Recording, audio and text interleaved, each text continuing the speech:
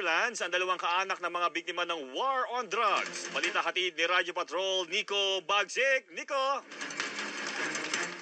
Jeff at Rica, buo ang loob ng mga kapatid at anak ng dalawang biktima ng war on drugs na pumunta sa The Hague.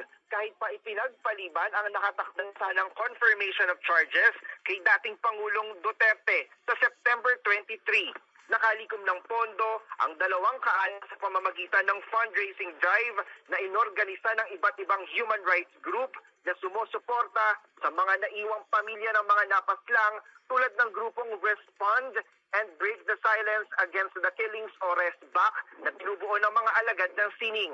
Ayon sa kaanak ng biktima ng war on drugs na si Grace Garganta, handa na silang harapin si Duterte sa ICC 9 na taon matapos mapatay ang kapatid na si Joseph at amang si Marcelo. Narito ang kanyang pahayag. Kung hindi kayang mapanagot dito sa Pilipinas, kailangan nating harapin. Katulad niya, hinaharap niya yan sa ibang bansa. So dapat tayo rin, handa rin tayong humarap. Kasi ganyan naman talaga ang justice. Laging napupuspon, hanggang ngayon puspon pa rin. Pero kapag hindi kumikilo sa mga biktima, walang mangyayari.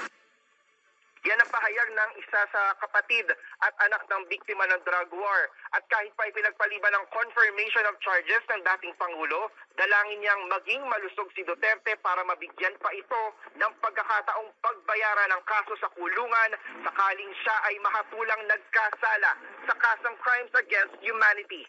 Yan ang balitang kumpirmado. Sigurado, ito ang Radyo Patrol. Nico Bagsik, TVMM. Maraming salamat, Nico Bagsik. Basta